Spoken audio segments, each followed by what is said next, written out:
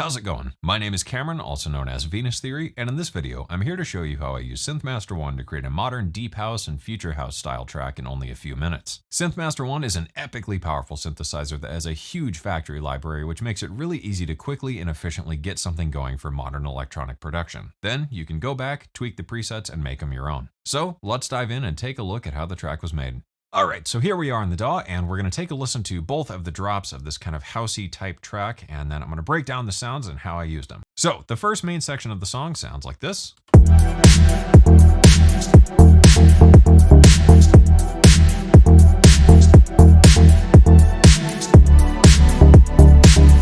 So it has that kind of classic house vibe of, it's like starting off the song, it's kind of the main section, there's a nice pad and stuff going on, and then I dropped out to this mid section, which sounds like this.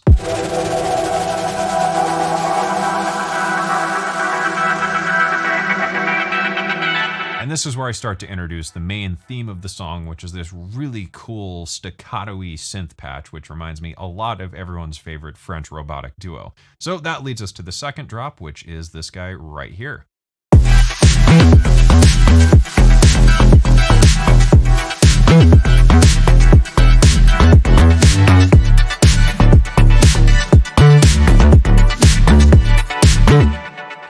So as you can see, there's really not a whole lot going on in this song. The patches are pretty straightforward, but they're so big and there's so much internal stuff you can do in SynthMaster that it was really easy to create a whole track out of just a handful of presets.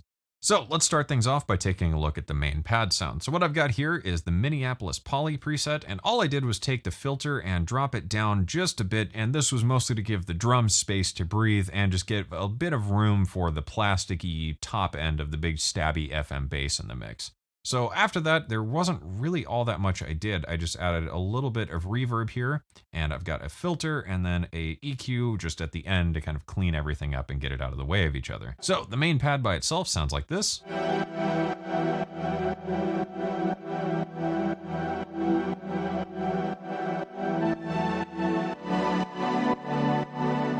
Which again is just a nice kind of classic dark housey type pad that really just fills out a ton of sonic space, which means I can leave everything else to the bass and the drums, which I think are probably the most important elements. So let's go ahead and take a look at the first bass sound. So this is actually sound I made, and it was actually really easy to do. So first up, I loaded a wavetable. This is FM Wavetable 1. And then I used the filter and 24 decibel per octave low pass, dropped down the cutoff, bit of filter drive, and that was pretty much it. From there, I added a bit of movement with the modulation envelope. In the mod matrix here, you can see that it's targeting the filter cutoff of filter 1 and the wave index of oscillator 1. So this provides a lot of character and movement without having to set up anything super complex with a lot of FM and careful filter tweaking and envelope movements and whatnot. This just makes it very straightforward and super easy to do, and that gave me this sound here.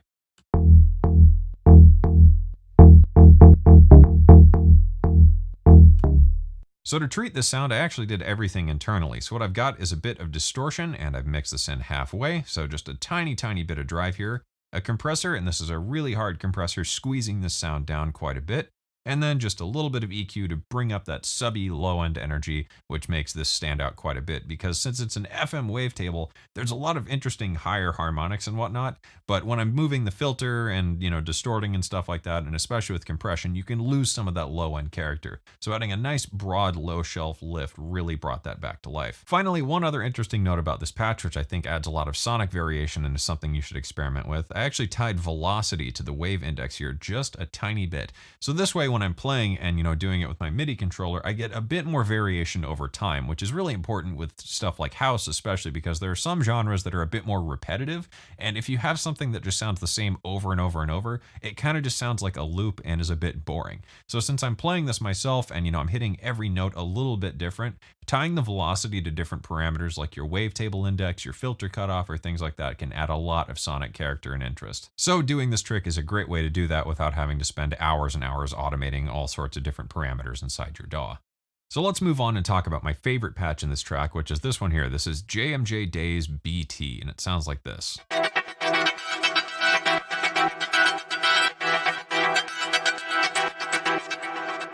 Now, if we crack open the mod matrix here, you'll see there's quite a bit of stuff going on. This is a fantastic preset that has so much character and so much movement that I really didn't need to do all that much to it.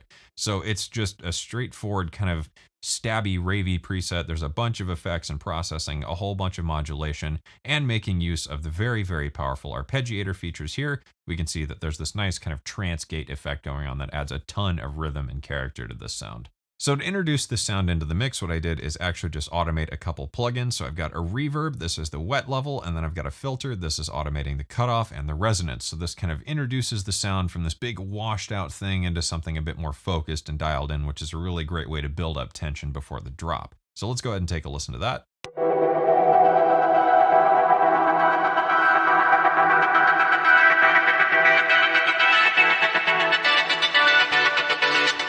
So you can hear it's a really nice way to introduce something that's very upfront and in your face, and it just kind of brings it in from something subtle and distant to bringing it more into the focus of the track, which is a really great way to add a transitional element. From there, finally, I've got this EQ here, and there's not a whole lot going on. Again, this is just super simple EQ work to get stuff out of the way of each other. So below that, I've got the main bass for the main drop of the song. This is bass dampened low, and this is a really, really great preset. It sounds like this.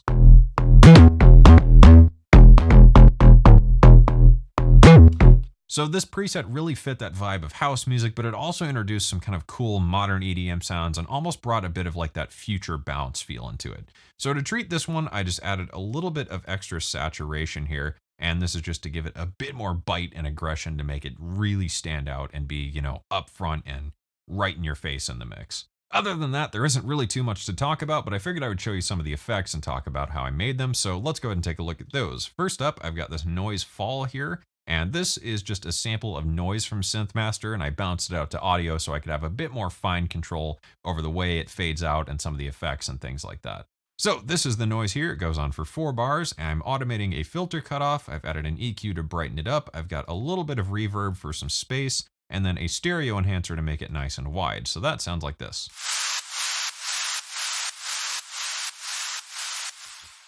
Other than that, there are some interesting special effects, which I can't really go into all the detail here because it would take too long, but there's a couple effects I actually made using a similar principle where I would take noises and stuff I made in SynthMaster, render them out to audio, and resample them using a bunch of different processing and effects. So let's take a look at those really quick.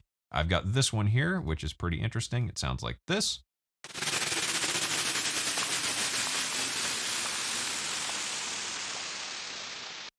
Below that, I've got one more, which is made up of some Foley sounds, and then I supplemented that using some sub-layers and noise with filtering going on in SynthMaster, and that one sounds like this.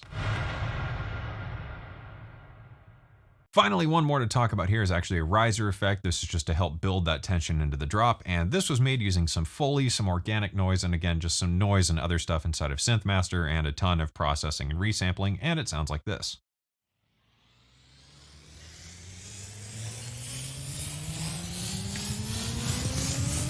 Which resulted in a really cool modern EDM riser that kind of cuts into your ears and really stands out through the mix. To go over the drums very quickly in case you're interested, I made the kick by layering one of my own kick samples with one of my own hat samples, and that provided a nice clicky modern EDM kick.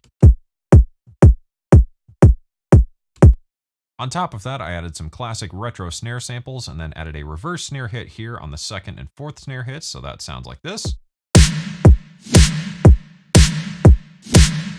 For the percussion, I added 2 different hat loops. There's an acoustic hat loop, an electronic hat loop, and then I grabbed some of my favorite hat samples and chopped those out and made another little loop that I could insert on top of that. Then just found a nice tambourine sample, so when you put everything together, the drum mix sounds like this.